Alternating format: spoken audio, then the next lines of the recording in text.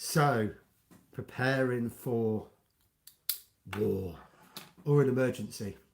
And there's been an increase in tensions in the world. There have been messages from some national governments urging their citizens to prepare for an emergency such as war or disasters. Oh, it sounds a bit depressing, doesn't it? So, here in the UK, I don't think we've had that kind of messaging yet. But the threat of war or a natural disaster is always possible. So, I've had a little thought, and I do like these crazy ideas, where if there was to be a national emergency, if there was to be a nuclear bomb, well, we're pretty much fried. But I like that survival instinct. And the more I thought about it, the more I realised, A, if a bomb went off, probably wouldn't survive a nuclear bomb. But what if we were prepared? If we could do little things to get ready, and governments around the world tell the citizens to be ready. So I've been creating a little list on my phone for a nuclear emergency if I don't fry and don't die straight away. I might survive a few days. So it's little things like cash, water, radio with a battery, and I've got the radio but I haven't got the battery. Oh, I've got the battery. The thought of a wind up radio would just use up energy that would have gone. I'd need to save me energy. So a radio with a 9-volt battery. What else have we got? Let's have a little look. We've got down here now, I've created or started to create with a checklist things that I might need. So it's a bit like so tea light holders, just to keep it safe. Obviously you'd need things like tea lights, candles, and if there was a nuclear bomb, well, if you did survive, well done on that. But you would need, it would go very cold, very dark. So if you're in a dark place, those candles would be handy. And then a battery powered or solar powered, but solar power wouldn't work when it goes dark, but a battery powered torch, because you would be pretty much in the dark. So things like batteries, and I've got to get more, so more batteries to power up the radio, because basically if the power source was cut off, you would need a battery for the radio. And important for the radio, of course, the stations wouldn't be broadcasting, but the government might be giving an emergency broadcast on that. So what else? It recommends having a local map. This one's out of date, but it would be better than nothing. So I'll take that with me. Probably just sit there reading street names. Oh, I'll talk about vintage, but some really old candles here for use. Then I would just have things, well, it recommends I take sanitizer, because it's going to get very mucky. If you was trapped inside a shelter or somewhere to be safe in an attack, you're going to get dirty. The water supply, the electricity, the gas, potentially cut off. So you're going to get dirty. You've got to do bodily functions. You've got to try and live. So things like sanitizer would be handy. I do have a tiger, not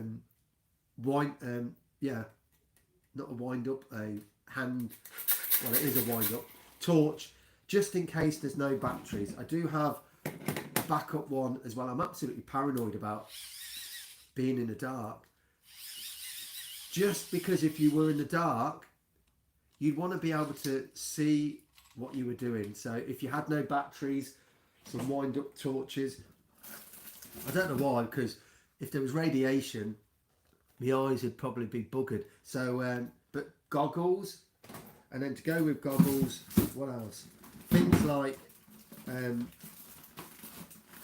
face masks won't offer much protection, but they might offer a little bit. Then what else? I've got plastic cups. You'd have to get cutlery. Oh blimey!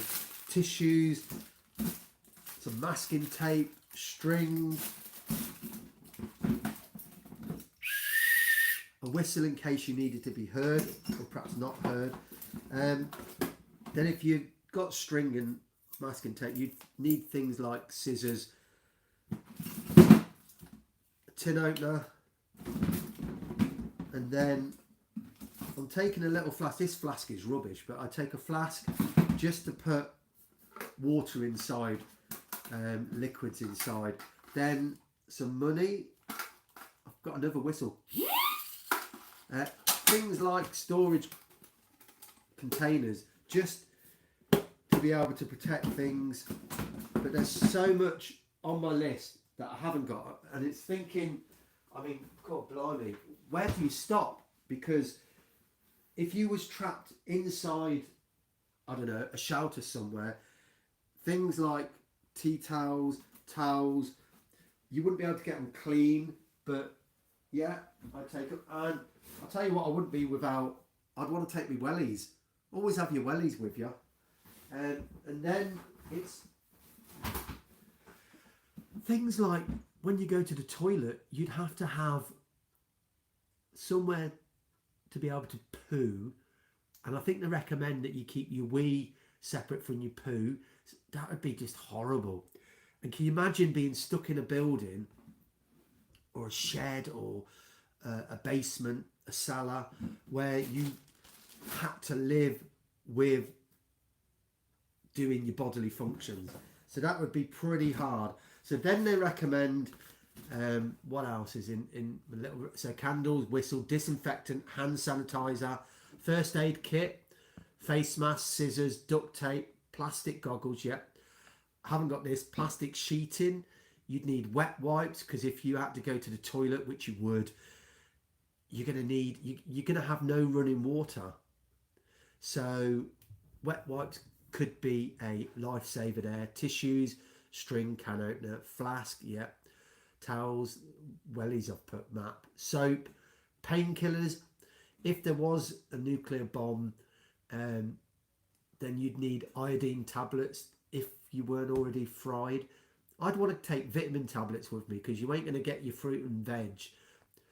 Up there I've got the sleeping bag, sheets, a nice fleecy throw, lycra or warm undergarments. Going to need really thick clothing. This wouldn't be warm enough, because bear in mind, if it's the middle of winter, you're going to be absolutely stuck for things to wear. So you'd want warm clothing. You'd be outside essentially, because you wouldn't have heating. And here in the UK, in the winter months, it can get pretty cold. Not as cold as some countries, but if there was a nuclear bomb, the temperature would drop drastically. It would go dark. So the things I've just mentioned, they're not, there's not a lot there. Things like food, water, I would then start to, as I've just started collecting empty bottles, which I'll fill with water. So this is just the first. I might have a challenge to stay outside for a week. Let's see how that goes.